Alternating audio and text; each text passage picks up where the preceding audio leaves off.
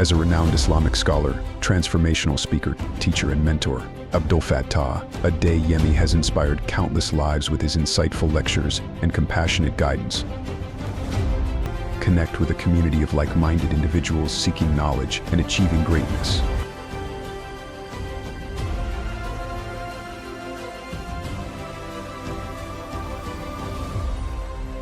أعوذ بالله من الشيطان الرجيم بسم الله الرحمن الرحيم Assalamu alaikum wa rahmatullahi ta'ala wa barakatuh. Today we want to look into prescription for change.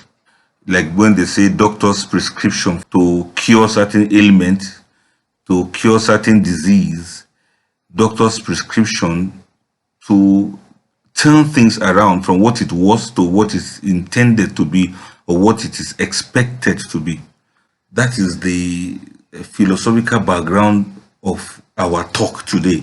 That is the change. Some changes are forced, some changes are necessary, even when we didn't like it. Some changes we enjoy the ride, some changes are very difficult for somebody to adapt to. And most of the time, these changes are very good for us, good for our body, good for our soul, good for our lives, good for our spirit, good for people around us, good for our pockets too, in some ways. So this change, we now want to call this our talk. We call it prescription for change. So the word that is very closely akin to change in Arabic is from the triliteral root ghain, ya'un, and ra. That's ghayara. This happens or occurs 154 times in the Quran in 5 derived forms. 4 times as the form yughayyiru, gayyara, yughayyiru. You see that 4 times in the glorious Quran. And then 1 time you see yataghayyar. That one is in Surah Muhammad. Then ghayr, happening 147 times. Like ghayrul maghdubi alayhim waladdallin. That ghayr is from the word change. That is not like or not of. Ghayru, it is like this but not like this. Then only 1 time as mughayyir, and then another one mughirot. For example, Allah says in Quran chapter 4 verse 119, fala yughayyirunna khalqallah. That was when Shaitan was threatening the children of Adam.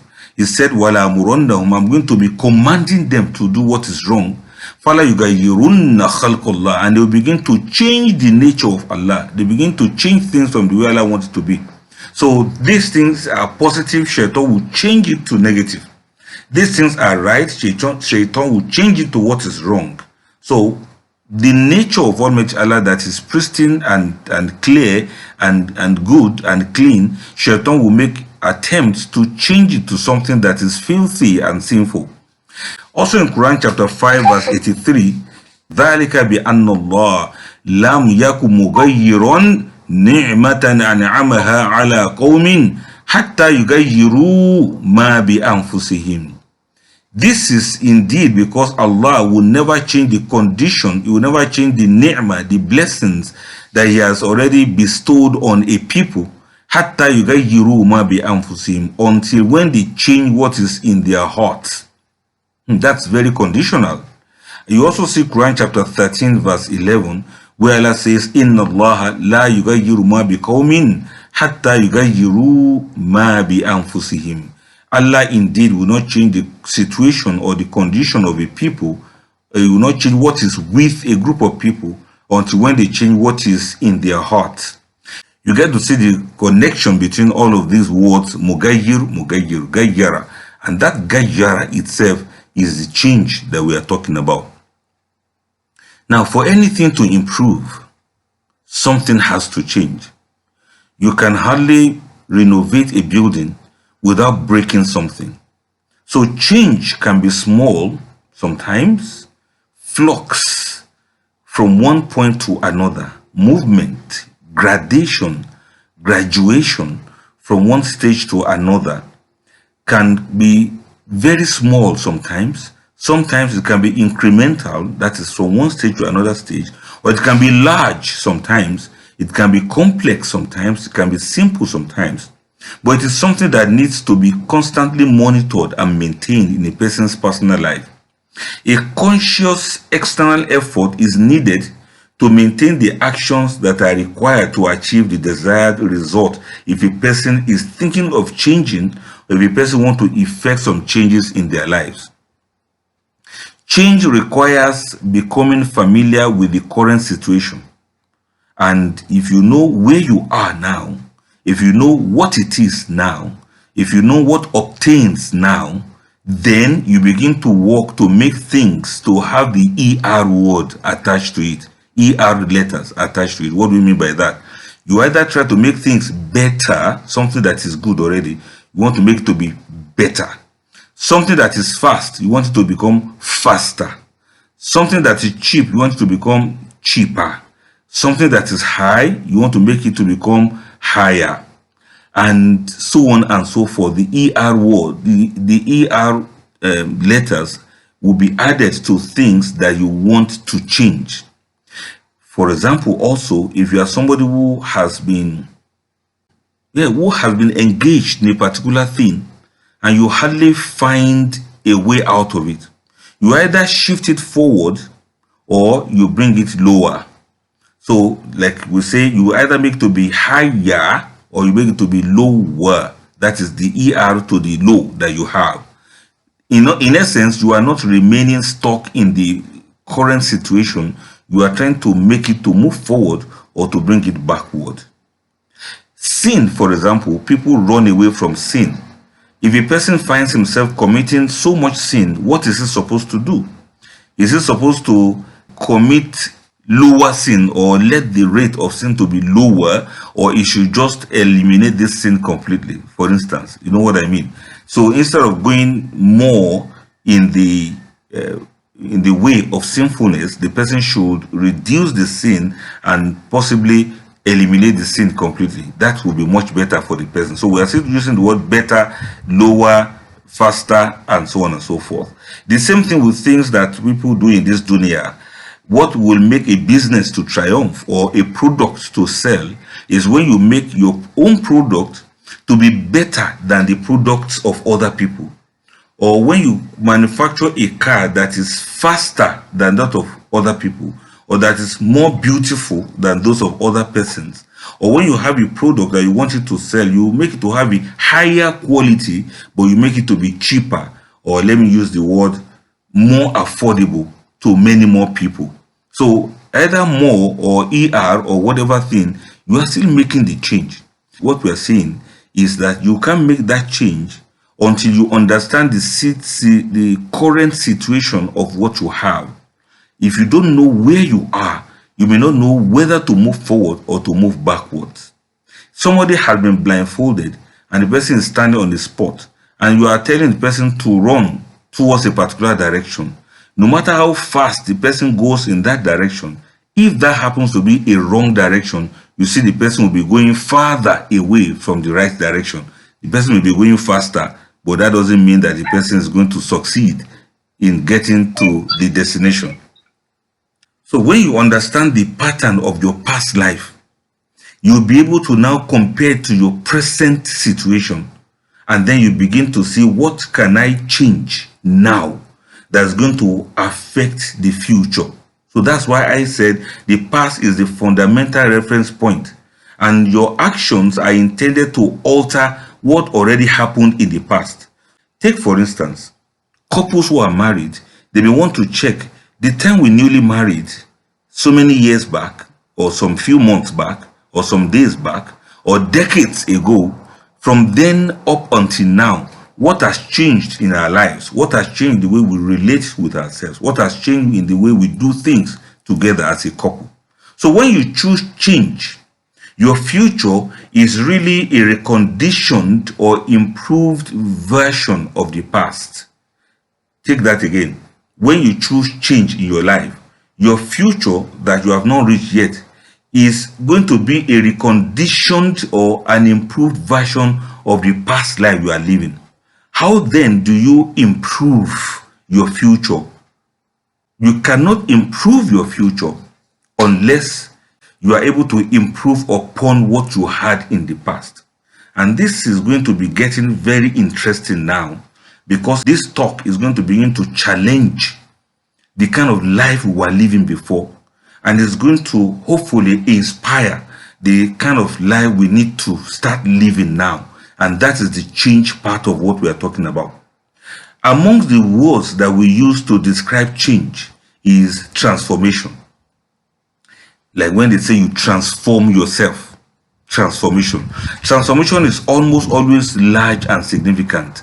Transformation is not the usual baby step that people talk about. Let's pick it from there. Some things need to change completely, and so we say you transform. Transformation is an internal, fundamental change in your beliefs of the reason why you perform certain actions. You want to now begin to question, why am I like this? Why do I do these things? Why have I been doing some things in some ways? Transformation does not require any external influence to maintain, because it usually comes from inside. The fundamental nature of transformation is that it is more likely to be permanent, so it comes from within. And this tells us the difference between change and transformation. Changes fix the past, but transformation creates the future. Should I say that again? Change will fix your past. They say, okay, this is what I've been doing wrong in the past. I need to change now. But when we talk about transformation, it creates a future for you.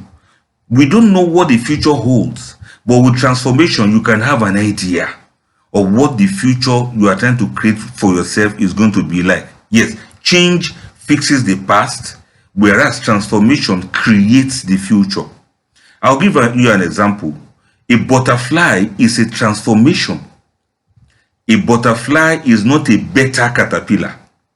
That is, from the egg, it becomes a caterpillar crawling around, looking ugly, eating leaves, not looking very attractive in the process of that. And then by the time the caterpillar transforms, it becomes a beautiful butterfly. So the butterfly is not a better caterpillar. This is what I'm trying to say. I was talking about ER to things, better ways, higher,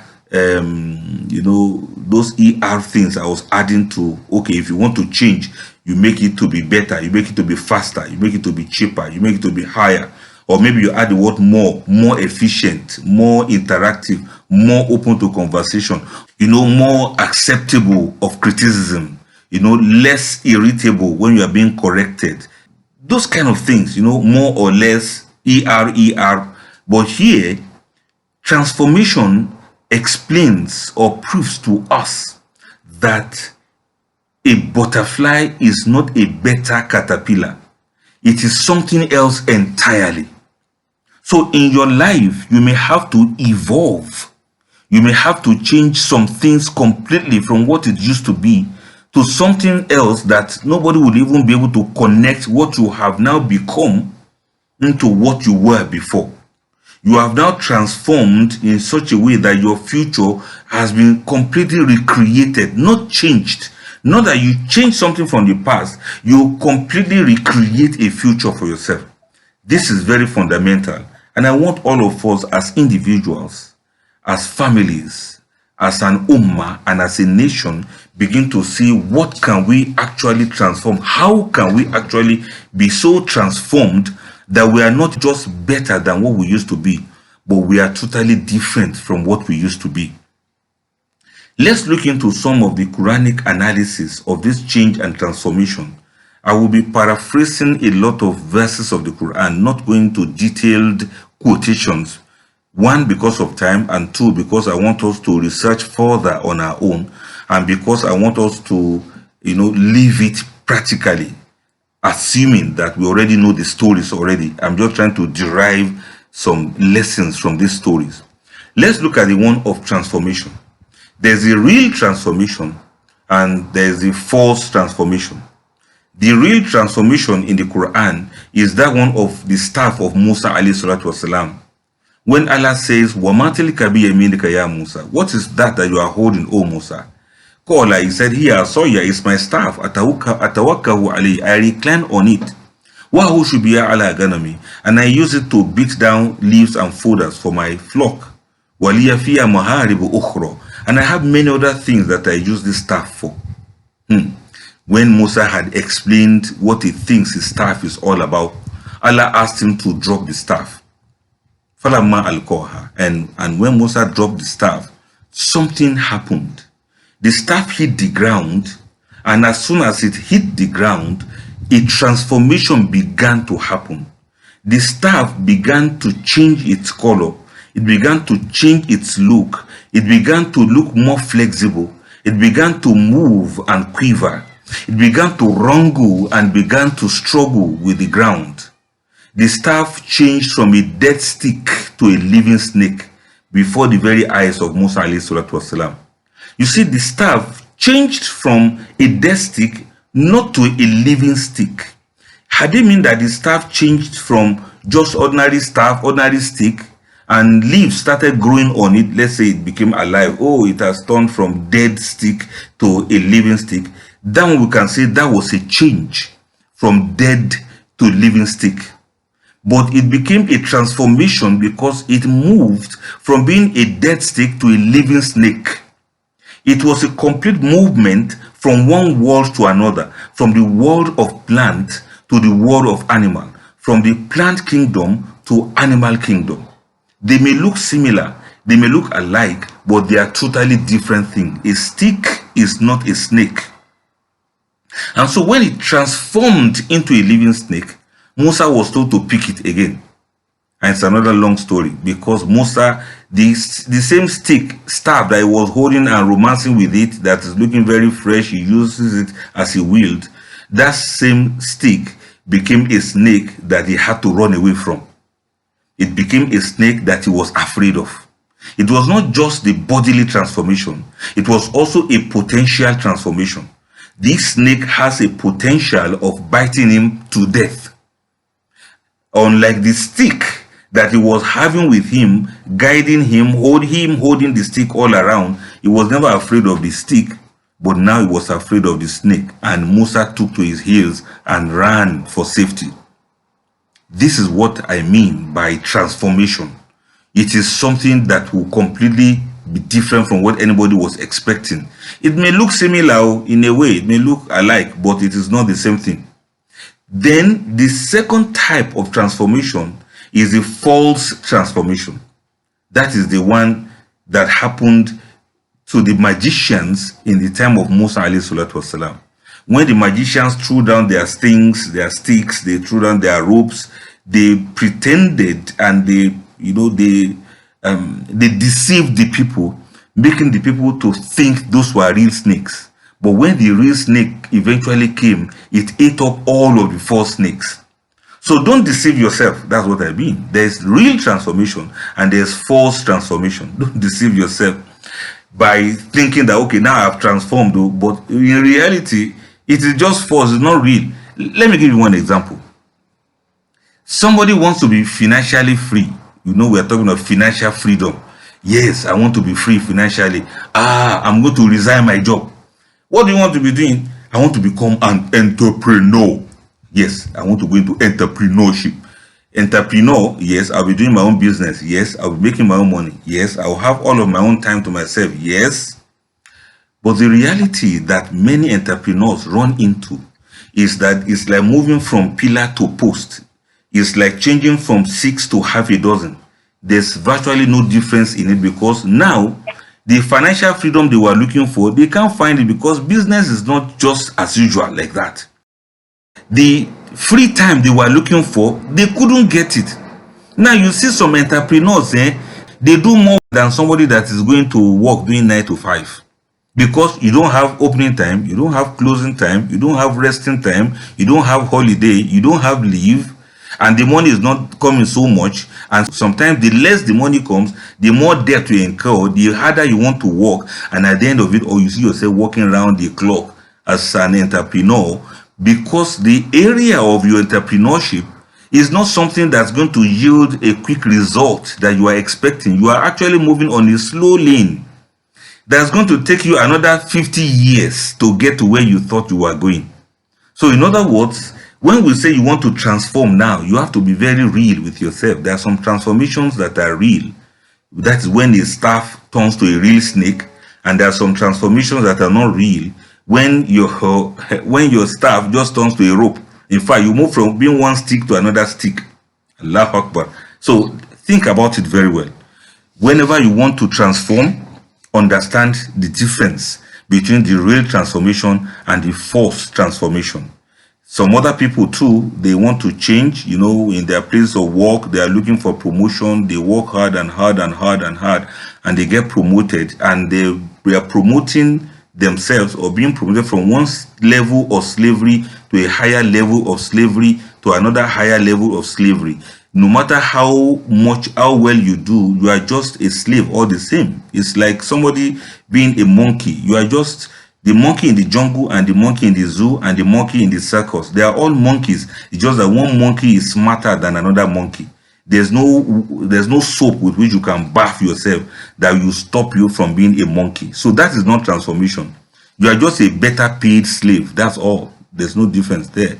Sorry, I'm trying to be blunt with us. I don't mean to undermine the efforts of people who are into entrepreneurship and private businesses.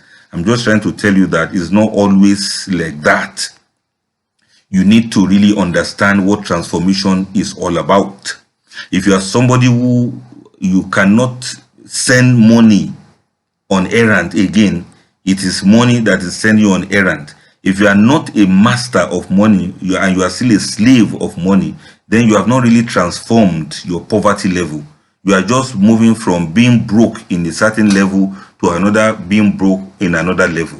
You are owing debt in a smaller level to owing debt in a higher level. Debt will still be debt. If you are still not financially free enough, so much so that debtors will not be knocking on your door every day, I think you are still not transformed yet. Let me quickly move on to another example that's used in the Quran. The Quran used the word alter or alteration, to alter something. And this is similar to the fire into which Anabi Ibrahim was thrown. When he was thrown into fire, Allah says, Kulna yana rukuni bardan wa salaman ala Ibrahim. Allah says, oh you fire, become cold and become a source of peace for Ibrahim. That was total alteration. Allah changed it completely from something that was hot to something that is cold.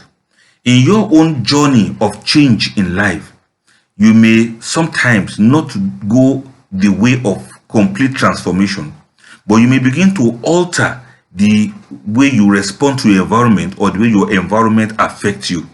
It can be a matter of mindset. It can also be a matter of physical reality. So sometimes some things can be very hot for other people, but you find a comfortable way within it. In our modern day world now, everybody complains about things. In the midst of people complaining that things are hard and difficult, you may find a way of finding peace within even that same environment, so much so that things are not going to be hot for you, but things are going to be cold for you. For example, now, Jim Rohn, he said in one of his speeches, he said, never you complain that something is expensive. Just admit that you can't afford it.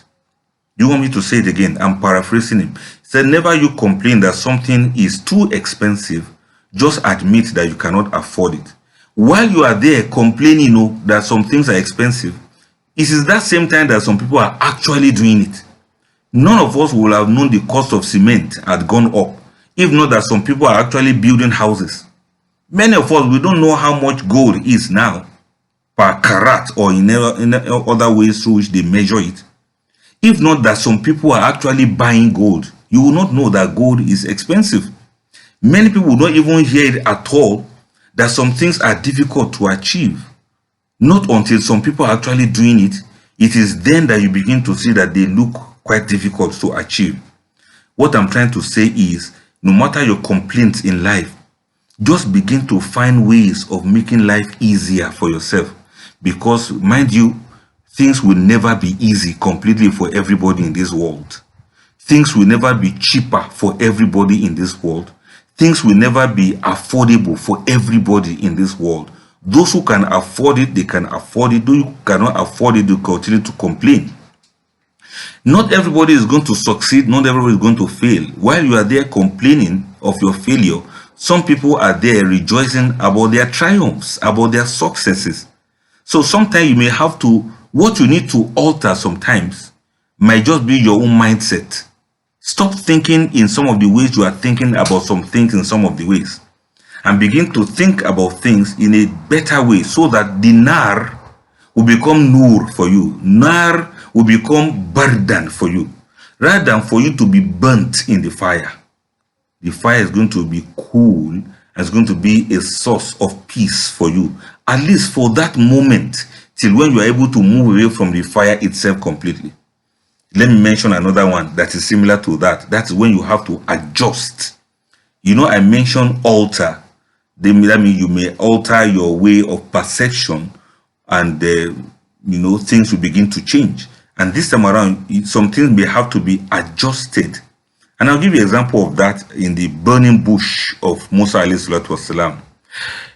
Almighty Allah says, إِذْ قَالَ مُوسَى لِأَهْلِهِ إِنِّي آنَسْتُ نَارًا سَآتِيكُم مِّنْهَا بِخَبَرٍ أَوْ آتِيكُم بِشِهَابٍ قَبَسٍ لَعَلَّكُمْ تَصْطَلُونَ فَلَمَّا جَاءَهَا نُودِيَ أَن بُورِكَ مَن فِي النَّارِ وَمَنْ حَوْلَهَا وَسُبْحَانَ اللَّهِ رَبِّ الْعَالَمِينَ. MashaAllah, that's a very beautiful verses of the glorious Quran. Allah says, قَالَ مُوسَى لِأَهْلِهِ.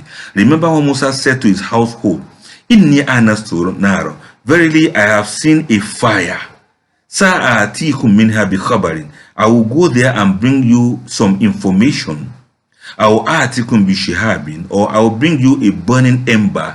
بِشِهَابٍ قَبَسٍ. A burning ember. لَعَلَّكُمْ تَصْطَلُونَ. So that you can warm yourselves in it.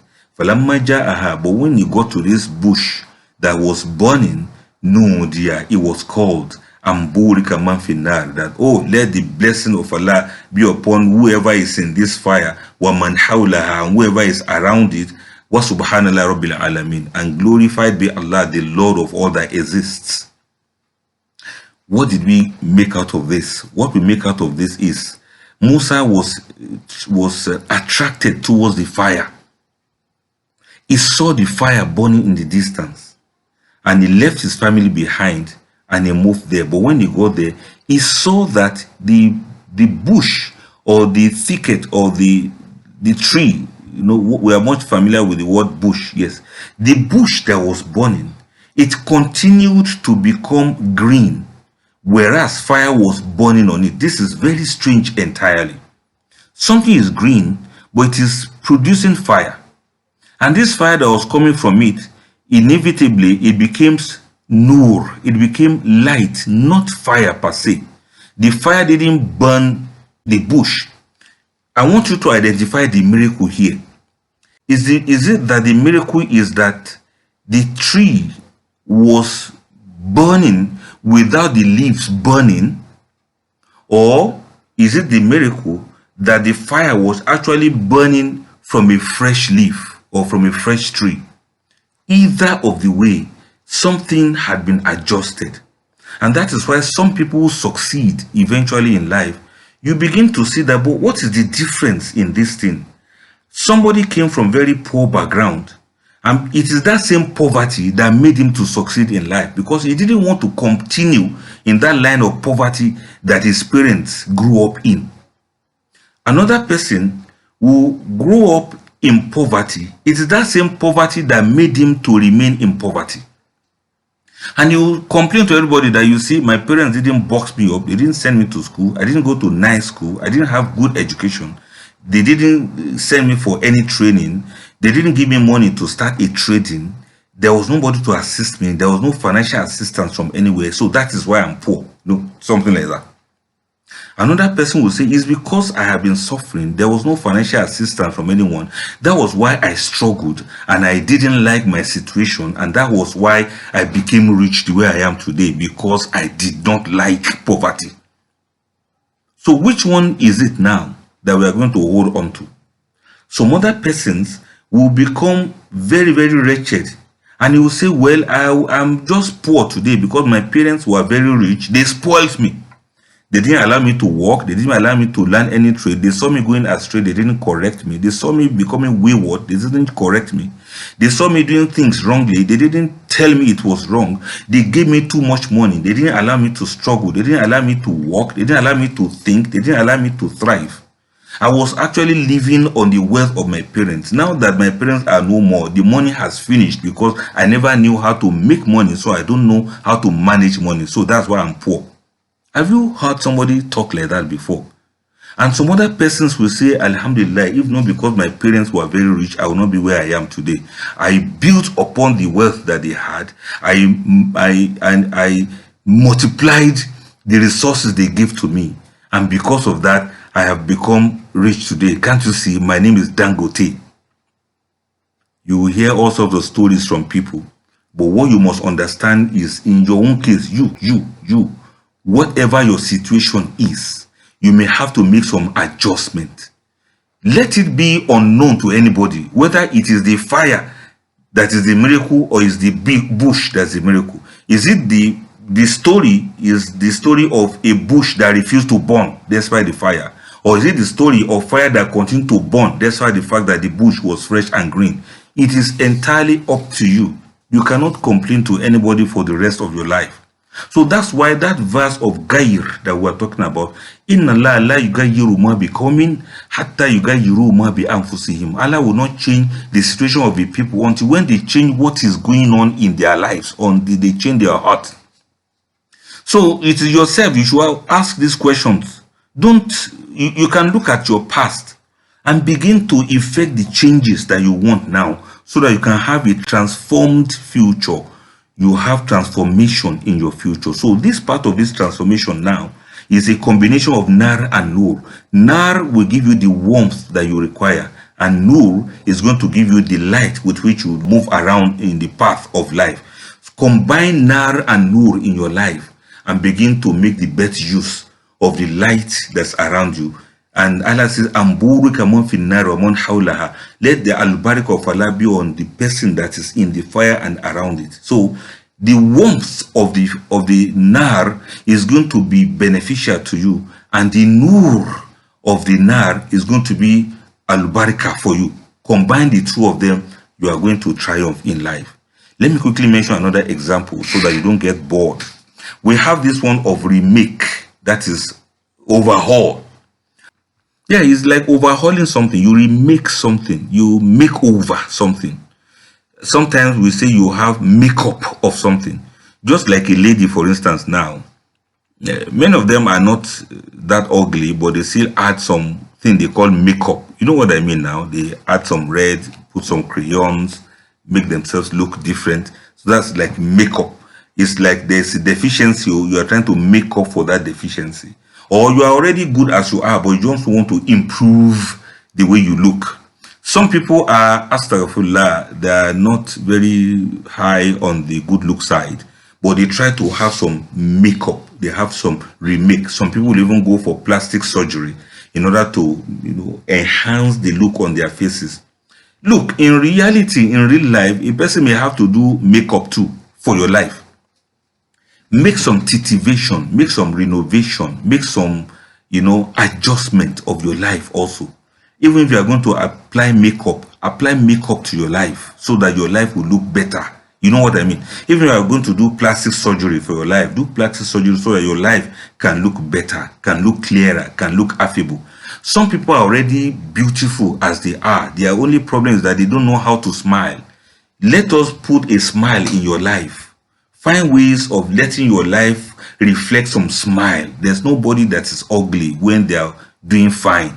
There's nobody that is ugly when they are happy. There's nobody that is ugly when they are able to make do with what they have in their environment. Nobody is ugly so long as they're able to remake some things for themselves. So think about it very well. I remember Isa alayhi salatu wasalam. Allah said about him, وَإِتَّخْلُقُ مِنْ طِينٍ وَيَتَّخْلُقُ مِنَ الطِّينِ كَأَيْهَةِ الطَّيْرِ بِإِذْنِ فَتَنْفُخُ فِيهَا فَتَكُونُ طَيْرًا بِإِذْنِ. Allah was referring to Isa alayhi salatu wasalam, that remember when you made out of clay the figure of a bird, And by my permission, you breathed into it and it became a living bird by my permission. You get that just now? Isa alayhi salatu wasalam, at a point in his life, he molded a bird with clay. And of course, the bird was lifeless. And Allah asked him to breathe into this clay. And that's the clay bird. And this sculptural piece came to life and began to fly around. You know, it came to life. In your own life too, that kind of change may have to happen. All you needed in your life is breath. The breath of life, the breath of goodness, the breath of existence, the breath of living, the breath that's going to energize you, the breath that's going to animate you, and you live with energy in your life. Many people are not slow, they are not sluggish. It's just that they don't know how to add positive energy to themselves. Many people will have been happy and successful. It's just that they don't know how to add the energy of goodness to themselves. Take for instance, even the way you move around life. When people observe that you are tending towards being a dead person, they will keep away from you. What does that mean? When people are around you, they don't benefit anything. They don't learn anything. They don't improve in anything. Then they will move away from you. When people know that when they are around you, you have these very negative energies that you spread around. You are the one that complains the most. You are the one that has the idea of what's going on the most. You are the one that has the information about what is bad the most. When you begin to radiate this kind of energy, you kind of kill people. You kill people's morals. You destroy people's egos. And so people depart from you. The way you destroy people's egos, you also destroy your own ego also. So rather than do that, why don't you put some fresh breath of life into your life? Add some zest, add some energy, add some animation, add some little drama that will make you to feel alive. Including the way you walk around, walk with some zest. Stop walking as if the problem of the whole world is resting on your shoulders. Stop going about life as if you are borrowing this life to live. And stop living in this life as if you are living a photocopy of somebody else's existence. Stop going about life as if life has been taken away from you. Be alive. That is what it is. Regardless of your situation, no matter your condition, add some breath of life into yourself. If you can do this, then you are going to be making some changes in the positive way. What you thought was dead about you, you rekindle it. Your interest, your passion, you fire them up. And you begin to be better. Now look at it now. Take for instance, when some people go to some hospitals, for instance, they go once and they don't go again. Even if they are going to die, they will not go to that hospital again. Why? Because the particular kind of doctor they met there didn't have life in him. A doctor that looked morose, that looked sad, that looked disturbed, that looked perturbed, that looks tired of life. Who will go to that kind of doctor and say, I'm sick, come and cure me? He's going to kill you. And I want to ask you, if you are in a vehicle, let's say public vehicle, that is traveling from one point to another, and this vehicle was traveling with you inside and other passengers, and the driver was speeding, and as the driver was on top speed, you overheard him saying, this life, oh, I'm even tired of this life, I feel like killing myself. What are you going to do? You are going to just continue looking at the driver, or you are going to raise an alarm. The driver was there just complaining. Or maybe, okay, let's say the driver was not driving very fast, he was going very slowly, and everybody was like, move now, driver, move now. He said, I want to move, but you see, I'm just tired of this life. I just feel like killing myself right now.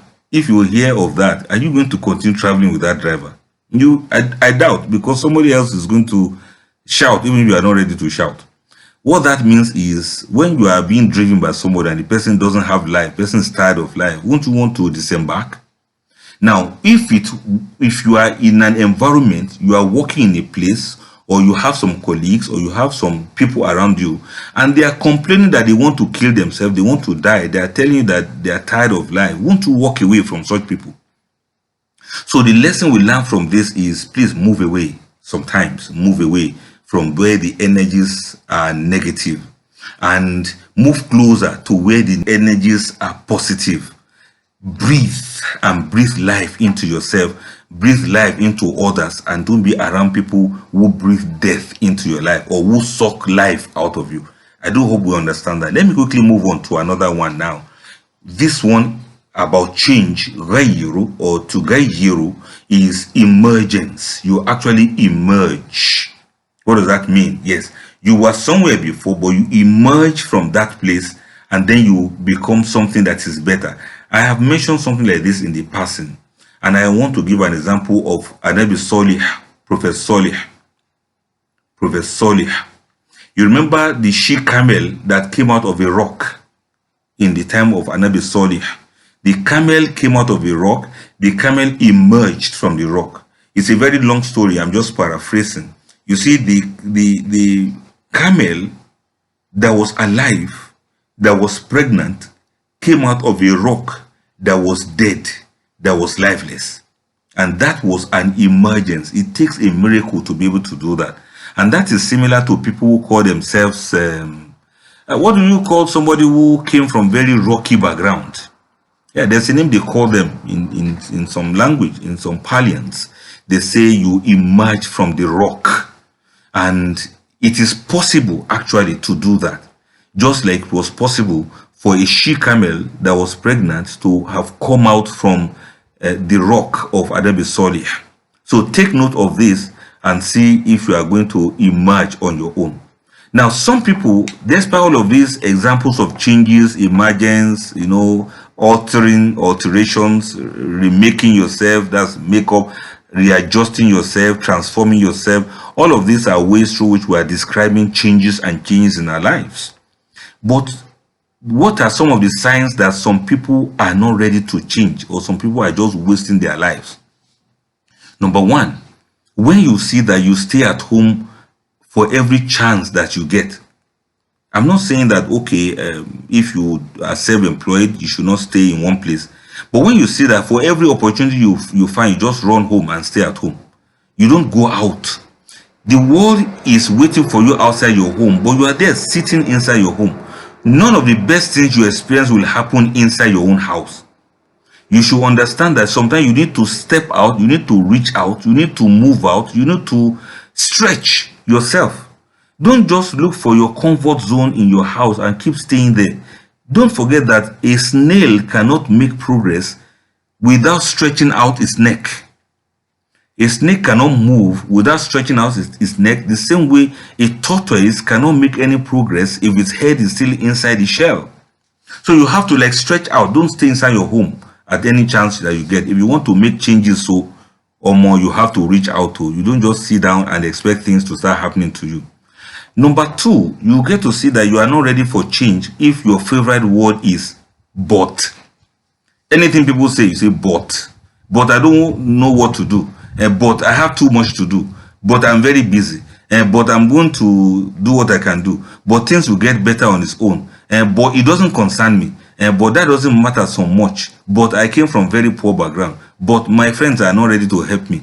If you keep using but in your life, that is the best excuse that you can find for somebody who wants to fail in life. If you keep saying but, I want to start my own business, but the economy is not helping the matter. I want to do my own business, but you know the cost of naira to dollar now. I want to look for loan, but the bank is not ready to give me loan.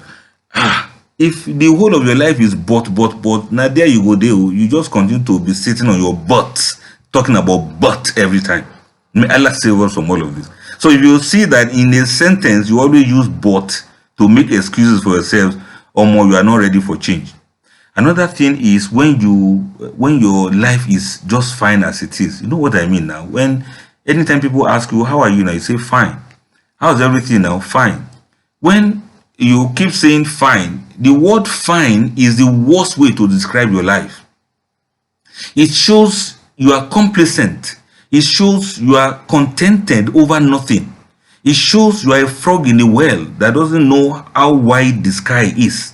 It shows you are not ready to improve. If you ever use the word fine, you know something is not going on right in your life. anybody that is on the path of progress, they don't always feel like everything is all right. They just feel like there's something to improve. They just feel like they have something to do. They just feel like they can always be better. They just feel like they can always move to the next level. They just feel like they can always take the next step. If your life, you just recline and you are sipping tea and you just keep saying all is fine, it means something is actually wrong. Don't forget that it was right, it was fine for people to ride on horses those days, while some other persons decided to invent an automobile machine, that is a car. Nothing was wrong with horses now. Horses are still alive. But some people just felt, let's do something better. Let's do something faster. Let's do something that is cleaner. You know, that kind of a thing. So if your life is fine. It's a sign that you are not ready to move. You know, like it's okay like that. You know, that kind of thing. It's okay like that. I'm okay like this. Or I am contented like this. Or I am satisfied like this. I'm not saying people should not be contented though, but behind many contentment is complacency. It's a lazy person that doesn't want to improve in their lives. How can you tell me it is fine like that when you can see very well that around you things are not moving on well? May Allah save us from that. And then if you notice, another thing that will make you to know that you really need to change is when you are sad more days than the days you are happy. Did you get what I mean by that? Generally, there's a feeling of unhappiness about your life, not one of excitement. You are not excited about anything. You are not joyful about anything. You are not passionate about anything. You are not ready to celebrate anything.